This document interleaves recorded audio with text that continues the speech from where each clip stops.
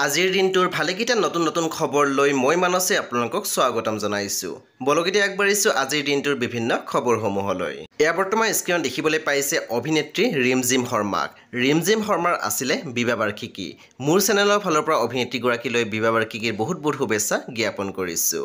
অভিনেত্ৰীগৰাকীয়ে ছ'চিয়েল মিডিয়াত শ্বেয়াৰ কৰিছে বহুকেইখন ফটো আৰু লগতে তেখেতে ইজনে আনজনক বিবাহ বাৰ্ষিকীৰ শুভেচ্ছা বাণীও জ্ঞাপন কৰিছে। এতিয়া আগবাঢ়িছোঁ পৰৱৰ্তী খবৰলৈ। অভিনেত্ৰী প্ৰস্তুতি পৰাশৰে এটি ভিডিঅ' শ্বেয়াৰ কৰিছে, লগতে তেখেতে লিখিছে মেডাম মেনকা নাটখনিৰ সফল পৰিসমাপ্তিৰ অন্তত আৰ্যনগৰৰ আপোন মানুহখিনিৰ সৈতে এয়া চেলফি পৰ্ব। আজি সন্ধিয়া লগ পাম লেডি মেকবেথ নাটখনিৰ মঞ্চত। এতিয়া আগবাঢ়িছোঁ পৰৱৰ্তী খবৰলৈ। বৰ্তমান স্ক্ৰীনত দেখিবলৈ পাইছে অভিনেত্ৰী বৰ্ণালী পূজাৰী শ্বেয়াৰ কৰা কেইখনমান ফটো। আপোনালোকে স্ক্ৰীনত দেখিবলৈ পাইছে বৰ্ণালী পূজাৰীৰ সৈতে জেৰিফা বাহিদ আৰু কপিল বৰা উপস্থিত আছিল। বৰ্ণালী পূজাৰী শ্বেয়াৰ কৰা বিভিন্ন ফটো আমি আপোনালোকলৈ আগবঢ়ালোঁ। এতিয়া আগবাঢ়িছোঁ পৰৱৰ্তী খবৰলৈ। কণ্ঠশিল্পী গীতালি দেৱী আৰু সুমিত সাগৰ বৰ্তমান ব্যস্ত হৈ পৰিছে আহিবলগীয়া এটি নতুন প্ৰজেক্টৰ কামত। আহিবলগীয়া নতুন প্ৰজেক্টটোৰ নাম হৈছে নামদাং 2025। আপোনালোকে নিশ্চয় গম পাইছে কণ্ঠশিল্পী গীতালি দেৱী এটি গীত প্ৰত্যেক বছৰে আপোনালোকৰ মাজলৈ আহে, সেয়া হ'ল নামদাং। আৰু এইবুলিও প্ৰস্তুতি চলাইছে নামদাং 2025-ৰ। এতিয়া অপেক্ষা মাত্ৰ নতুন প্ৰজেক্টটো আহিবলৈ, নহয় জানো? এতিয়া আগবাঢ়িছোঁ পৰৱৰ্তী খবৰলৈ। জনপ্ৰিয় ইউটিউবাৰ ডিম্পু বৰুৱা গৈছিল বৃন্দাবন। নিশ্চয় আপোনালোকে গম পায়।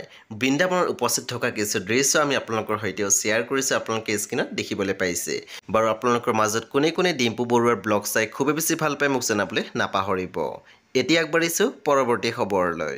এয়া বৰ্তমান স্ক্ৰীনত দেখিবলৈ পাইছে অভিনেত্ৰী সুৰভি দাসক। অভিনেত্ৰী সুৰভি দাসে শ্বেয়াৰ কৰিছে বিবাহ অনুষ্ঠানত উপস্থিত থকা কিছু দৃশ্য, আৰু লগতে আপোনালোকে দেখিবলৈ পাইছে সৌৰভো উপস্থিত আছিল।